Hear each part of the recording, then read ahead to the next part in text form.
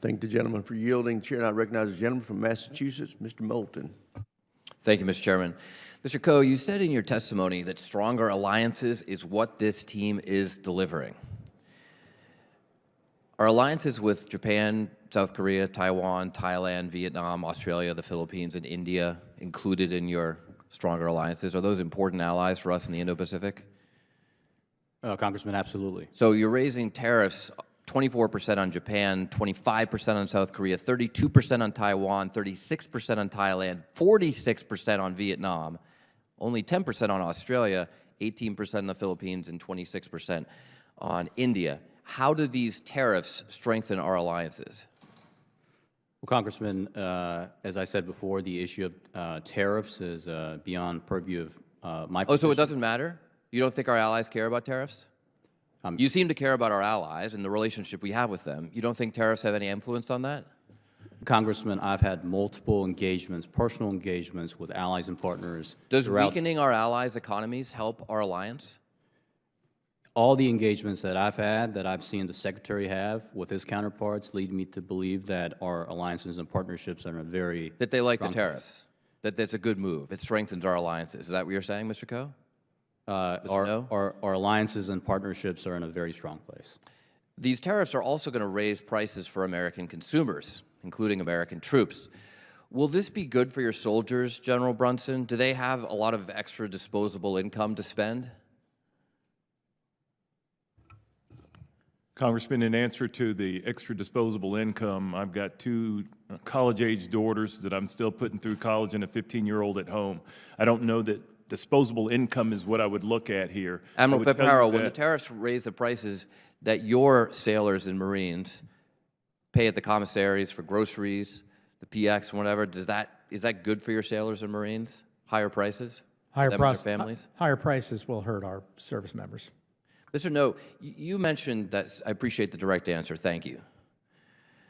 Mr. No, you mentioned that Secretary Hegseth recently traveled to the region to reaffirm our commitment to our allies. Is South Korea one of those important allies? South Korea is a very important ally. In his call several weeks ago with the... So I wonder if the reason why you have to reaffirm those alliances is because of this trade war the President has started. But regardless of that, can you explain how pulling out Patriot batteries from South Korea demonstrates that commitment? Congressman, we face a very dangerous security environment. The department Yes, in the Indo-Pacific, which is your #1 priority. So why are you pulling Patriot batteries out of South Korea to send them to the Middle East? I thought that China was the pacing threat. Well, do you disagree with that? Congressman, the department will continue to address threats as... General Brunson, is it helpful to you in South Korea and your alliance with the South Koreans to pull out a Patriot battery? Congressman, if I could be given just a second to explain the way we handled that. No, I don't want to know. I just want to know if it's helpful or not. I don't want an explanation. I just want an answer. And it would be helpful if you could give direct answers like Admiral Peparo. Admiral Peparo, back to you. I recently heard from a commanding officer under your command expressing frustration and disgust over Secretary Hegseth's illegal disclosure of top-secret targeting information detailing when American pilots would be over enemy territory on an unclassified platform that we know is targeted by our adversaries, including China. I've never heard from this commander about an issue like this before. He seemed concerned about the example that this sets for our troops.